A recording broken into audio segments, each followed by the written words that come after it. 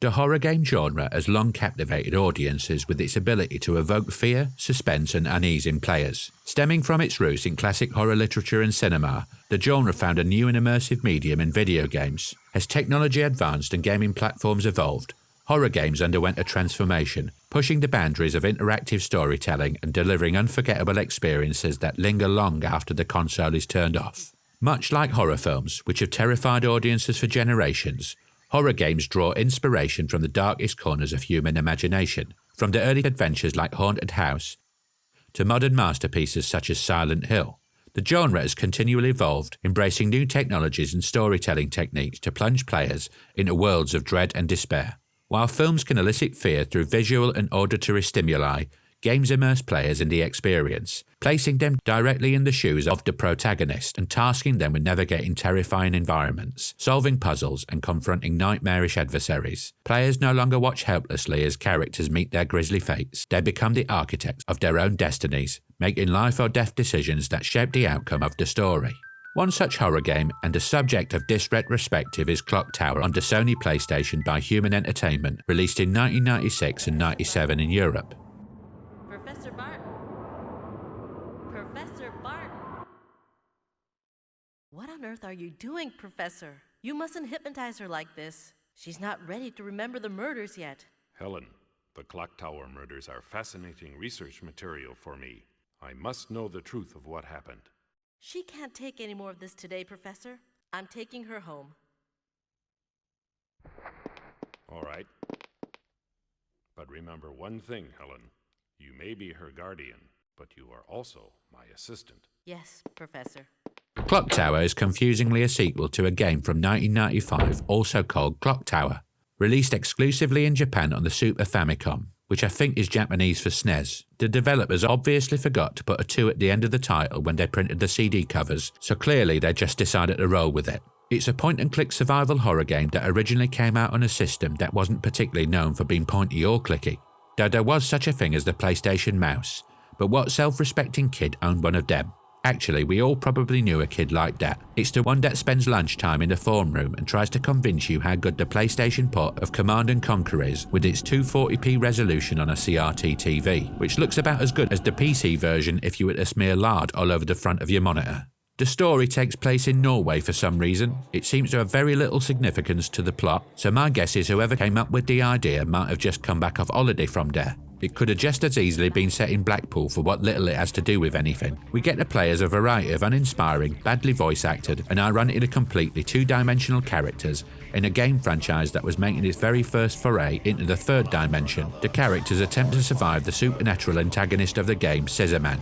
Yeah, you heard me right, Scissorman, as mentioned at the game's opening cinematic here, and spoken out loud it doesn't sound any less ridiculous. No, it sounds crazy, but it looks like they were killed with a giant pair of scissors. The giant scissors, once again, search for prey.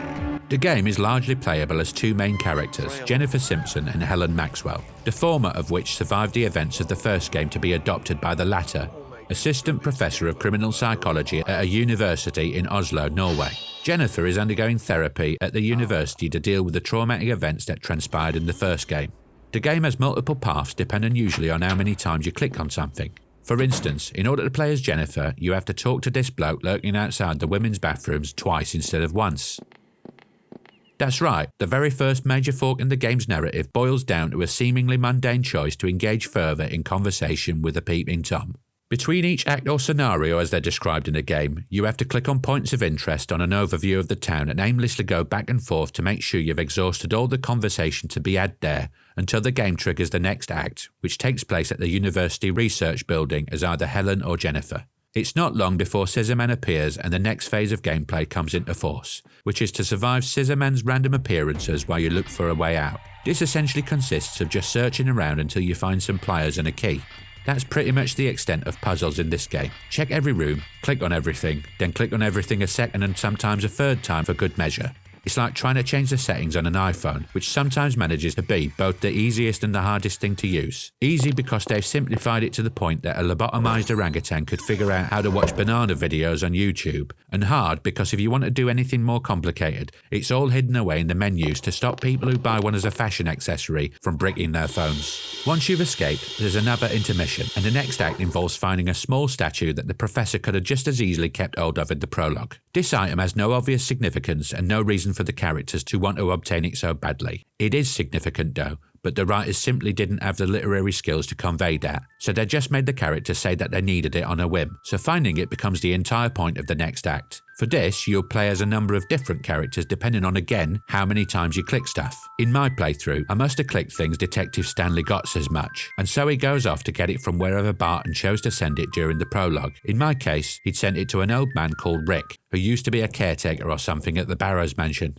Once you got the statue and clicked a bunch more things, everyone's off to England like it's a picnic, and in a game where they could easily convey that journey through the medium of 3D graphics, they chose this transition to the new location.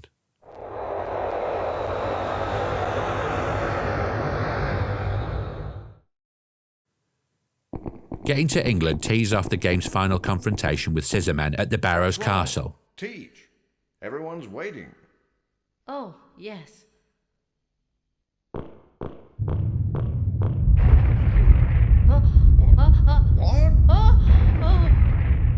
There are a few twists and turns and shock reveals before you finally defeat Scissorman by getting him sucked through a big door.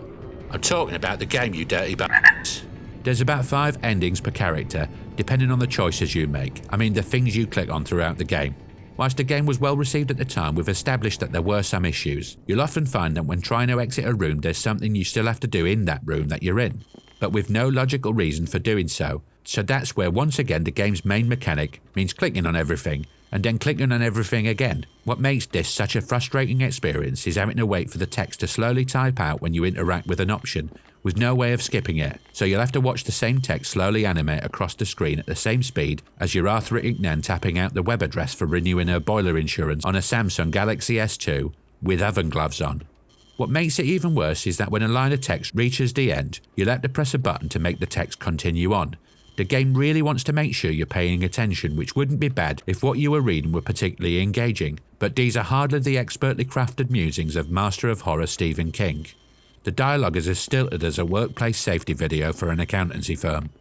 Another little niggle I had was when the pointer gets near a clickable object, it'll snap to it like a seagull at the seaside when you walk out of a chip shop with a large battered sausage. This makes erroneous presses a frequent occurrence, coupled with the fact that you've had to click on that stuffed fairground toy twice to make sure sociopathic Professor Barton doesn't have any more internally monologued insight on the fucking thing, and you'll end up being pulled in to read the same dialogue once again for good measure. It's like the game forces you to engage in obsessive-compulsive disorder, like someone checking their door handle 8 times before they leave the house. Uno, due, tre. Uno, due, tre.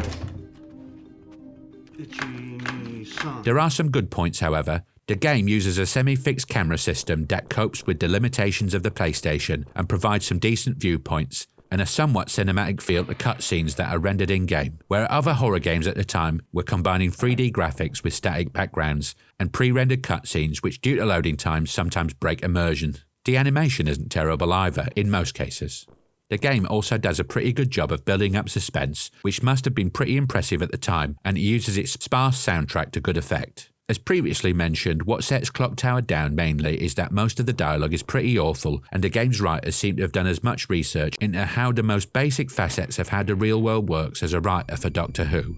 For example, here's Helen Maxwell's interaction with the police when she tries to call them while being pursued by Scissorman at the university. Hello, police department.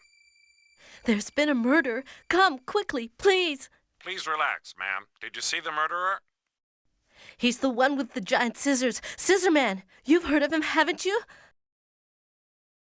If this is a prank phone call... Wait! If you tried ringing emergency services and saying what she said, I'm pretty sure it wouldn't go like that. You might be in 26 pieces by the time they get there in the next few days, but I'm pretty sure they wouldn't just hang up. Here's another interaction between the lead detective Stan Gotts about the traumatised Jennifer. Hardly appropriate for a police detective, He's probably in a WhatsApp group with his fellow detectives doing a snog marry avoid on other victims of cases they're working on. Another one of the game's problems is the villain. There's nothing especially scary about a bloke coming after you with a pair of garden shears. For example, here he is on his way to open a new Sainsbury's.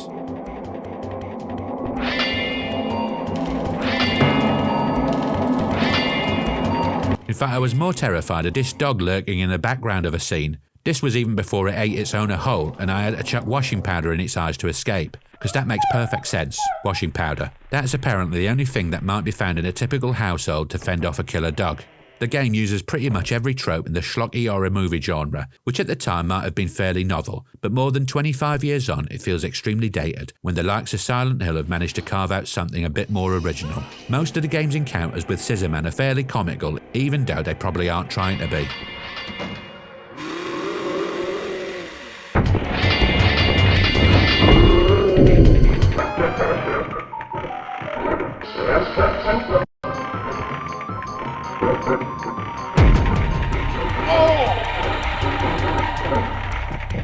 It's all a little bit like Home Alone. They missed a trick by not having the character set a load of firecrackers by the door and play a clip from an old gangster film to scare him off. Keep the change, you filthy animal. I'm not purposely being harsh on this game. It does have a pretty solid fan base that will fondly remember it, and I don't wish to incur their wrath in the comments. So I will say that what does set Clock Tower apart from other horror games is its emphasis on evasion rather than combat. Players are often defenseless against Scissorman, heightening the sense of vulnerability and fear. This does actually do an half-decent job of creating a unique dynamic where players must rely on their wits and quick thinking to outsmart their relentless pursuer. Usually this means clicking on whatever's nearby when in immediate danger, but it does heighten the sense of helplessness at least, which has given the game a relatively niche appeal, even when compared to more mainstream horror game franchises. Ultimately, however, while it may hold nostalgic value for some players, Clock Tower falls just short of delivering a truly compelling horror experience, leaving players with an eerie yet underwhelming journey through its twisted narrative. Here's a scene to finish with, which I swear has not been edited to make it longer. Got? Yo, Teach. Oh, you're alive. Hey, what do you mean by that?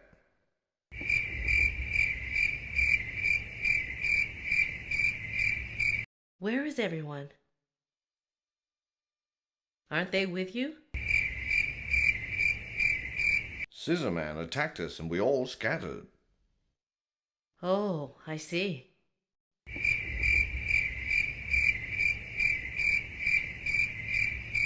What do we do now, Teach?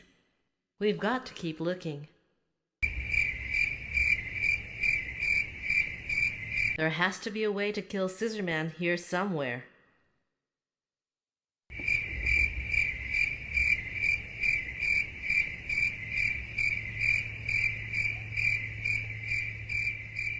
That's why he's trying so hard to get in our way. If you played this game at the time, what did you think of it? Let me know in the comments. If you enjoyed this video, consider giving it a like and a subscribe, and don't forget to click that notification bell. Until next time, hop on. Hop on.